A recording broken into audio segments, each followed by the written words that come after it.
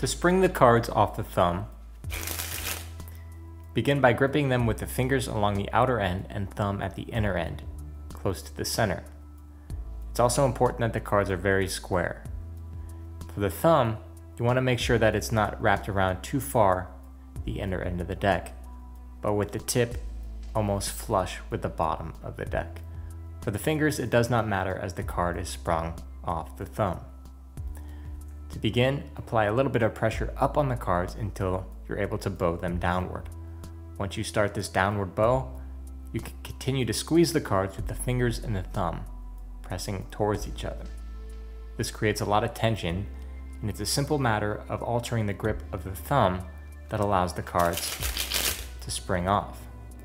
Now from here, you'll notice that the thumb is bent at the center joint. If you straighten that joint out a little bit and continue to apply pressure on the cards with the fingers, the cards are sprung off the thumb. Pay attention to the thumb and the grip, and as it extends, you can see the cards are sprung into the opposite hand. Now also notice the cards are sprung into a straddle grip. This ensures that the cards neither fly forward or fall backward as they are caught in the left hand. It also allows them to be quickly squared when they're brought together. And that's how to spring the cards off the thumb.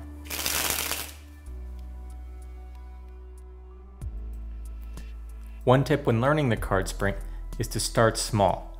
Simply spring the cards off the thumb without any distance whatsoever. Once you notice a smooth spring, where that cards are being sprung one at a time, then slowly build distance. At first, distance is not important. You want a nice, smooth spring, making sure every single card is evenly sprung off the thumb. So again, start small and slowly build distance. Also, as you increase your distance, you will need to spring faster. You will not be able to do a slow spring as you are with a small spring.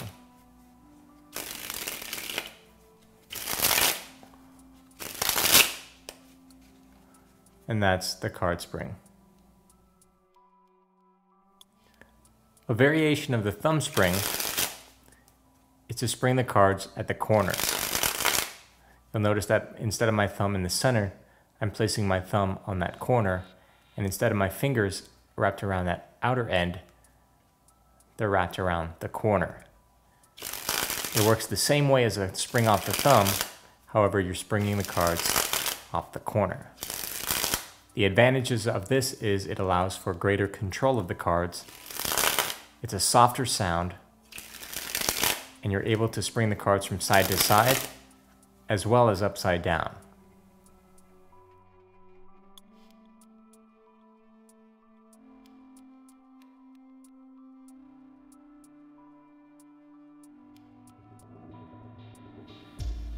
To spring the cards off the fingers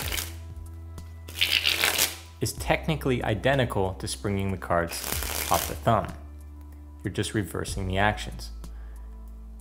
Instead of the thumb curling in and straightening out, the fingers are curling in and straightening out. Therefore, it's not necessary for the thumb to be square or flush with the bottom of the deck. It can be further down. However, it does help if the fingers are now flush with the bottom of the deck. So for the fingers, the grip looks like this.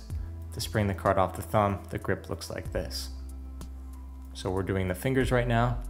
So notice the tips are near flush with the bottom of the deck, and the thumb is more wrapped around.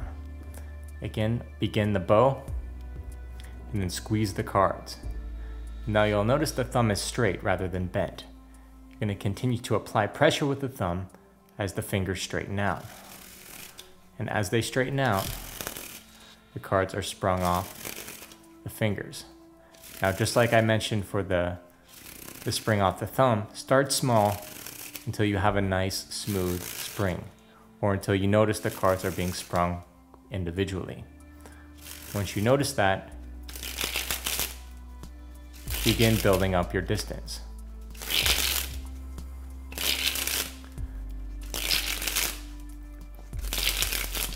And that's how to spring the cards off the fingers.